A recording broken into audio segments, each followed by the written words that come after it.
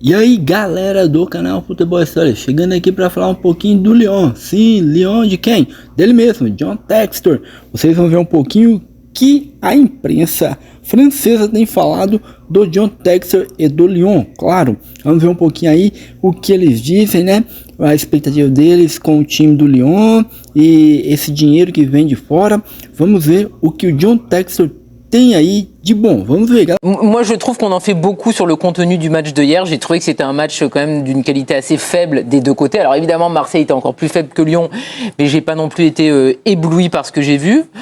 Et c'est à chaque fois un renouveau, c'est-à-dire qu'il y a eu des victoires juste avant la trêve.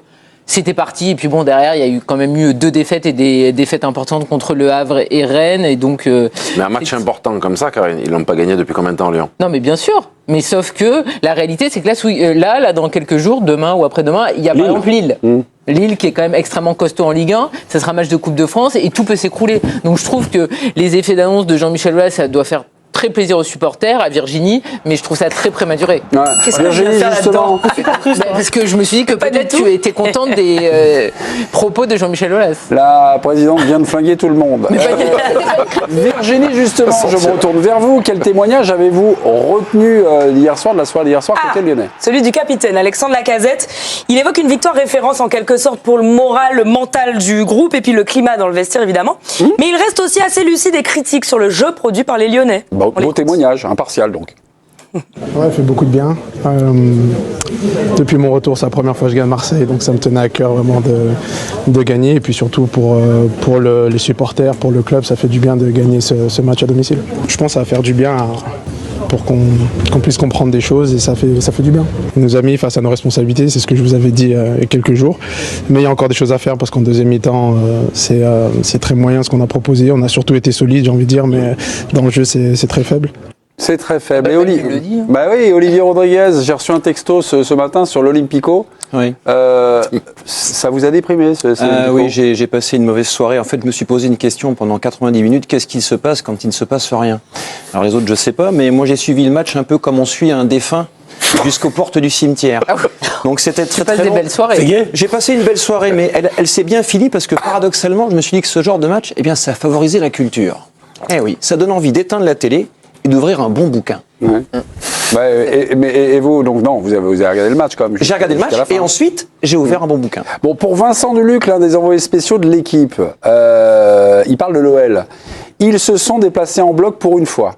Ils ont nettement amélioré la qualité de leur circulation de balles grâce à Matic. Et leur menace offensive a été transférée par les dribbles explosifs d'Ernest Nuama. Voilà. En première mi-temps. Est-ce des signes d'amélioration tangibles? Là, l'excellent Vincent Duluc parle de Pierre Sage. Il parle du travail de Pierre Sage. Il parle pas de l'OL. Il y a Matic, le bloc. Oui, pour une fois. Oui, d'accord, mais ça, c'est pas l'OL de John Textor. Pas Sextor. Hein. Textor. C'est après l'émission. Textor, c'est après l'émission. D'accord, vous me donnerez l'heure. Oui. Textor, très bien. L'OL de Textor, c'est affreux depuis très longtemps. Il fait des erreurs de gestion, de communication. Il dit que son club n'est pas menacé de descente. Il change d'organigramme en permanence. Il se fâche avec la DNCG. Il comprend pas les codes. Ça fait longtemps qu'on sait que Textor... Est-ce que ça remonte un peu, là? Non. Est-ce que c'est en train? Non.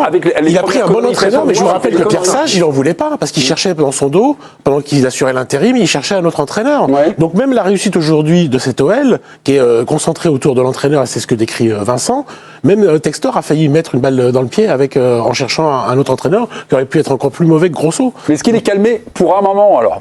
Non, parce que pour moi l'été prochain, quelle que soit la place de l'OL, bon je souhaite que l'OL reste en Ligue 1, mais admettons que l'OL finisse 12e ou 15e, il va se dire qu'il faut encore tout changer et mettre sa patte. Je pense que c'est un président, un actionnaire très interventionniste. Parce qu'il pense qu'il connaît le foot. Yvan dit il a imposé Pierre Sage. Il n'a pas imposé Pierre Sage, c'est Pierre Sage qui s'est imposé par ses résultats, par la dynamique, mais c'est pas Textor. C'est lui qui décide à la fin, c'est le propriétaire qui décide à la fin. C'est une décision qui s'est imposée à lui-même. Vous lui imputez Grosso, de la même manière qu'il a choisi Grosso, il a choisi Pierre Sage. Je pense que après c'est le choix parfois par défaut. Pierre Sage c'était un choix par défaut. Hein. Oui, mais Grosso aussi. Bah si, tu rigoles. Moi, quand même. Il voulait Gattuso. On en parlera. Les Gattuso, Gattuso, il y avait un accord avec Georges Mendes, il me semble, c'est ça. Oui, ça va être officiel, et finalement, c'est Grosso, son il est club. 5e ou 6e sur la liste, c'est parce qu'ils font pas les 4 premiers, donc c'est par défaut aussi. Après, tu dis, Dom, il a fait des conneries, comme tout président qui arrive, propriétaire, il a fait toutes les conneries d'NCG, entraîneur et joueur. Là, c'est en train de se stabiliser. On ne dit pas qu'on a vu la finale de la Ligue des Champions hier. On est d'accord. Mais ils ont gagné. Et tu vois Orban. Après le mercato, tu vois les joueurs de l'OM qui sont arrivés pendant le mercato. Ben rien. Tu vois les joueurs qui sont arrivés au mercato de Lyon. Matic, il est comme il est. Il ralentit le jeu, mais il leur fera du bien. Orban, il a montré des choses. Noma, Fofana, c'est des produits pour le club sur lesquels ils vont travailler.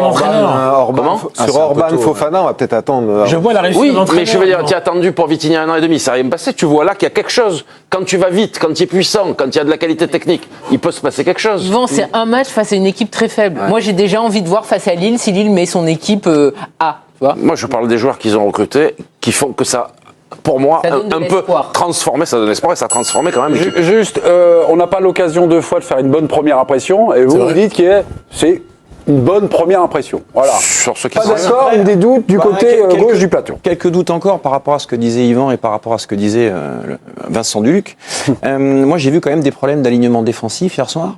Et je suis pas extatique sur la prestation de Matic.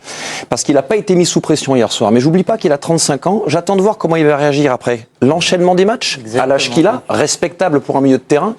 En Europe, il n'y a pas beaucoup de clubs de très haut niveau qui ont des milieux de terrain de 35 ans. On peut parler de Kroos et de Modric, mais c'est quand même pas le même catégorie. C'est pas le même calibre, donc c'est pas si simple que ça. C'est Kroos, pas Kroos aussi. Je sais Oui, pas ce que vous avez ce soir, les gars, vous avez vu ou pas? Et j'attends de voir aussi Tolisso, qui a été habilement replacé par son entraîneur hier soir. C'était un coup de poker réfléchi, mais qui a fonctionné. Mais si on veut le mettre durablement derrière, on pourra pas toujours le mettre dans une défense à 4, ça m'étonnerait.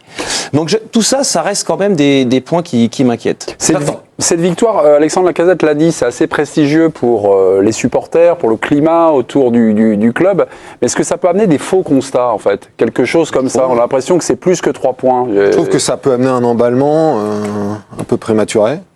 Et que battre l'OM aujourd'hui, faire un résultat contre l'OM aujourd'hui, c'est pas faire un résultat contre l'OM il y a quelques années, quoi.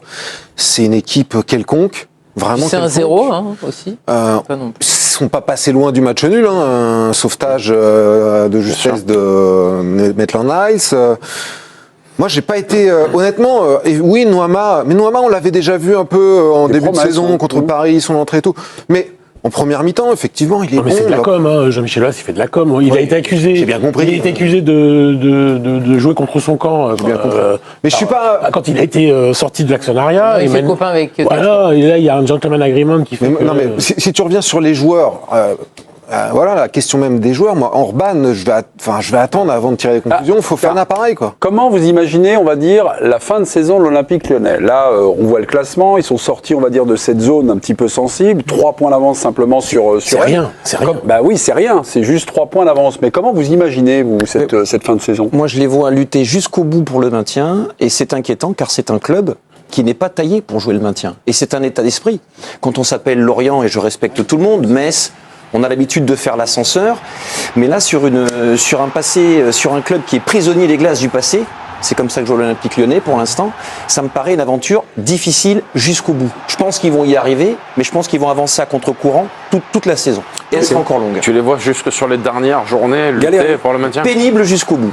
Oui, ils seront dans le dur, mais je pense pas qu'ils seront au barrage ou à la dernière journée à compter le but de plus, le but de moins. J'ai pas dit ça, mais je pense que ça va être pénible et compliqué. Oui, ils remonteront pas dans des zones européennes comme on a pu l'entendre, mais le maintien, ils le feront. C'était un moment envisagé par le prudent Pierre Sage, voilà, pour remplir les objectifs. Il a un joueur ce soir, c'est le marquis rebaptisé. C'est Martine, encore un tour. On vous fera une petite playlist. Il va apprécier.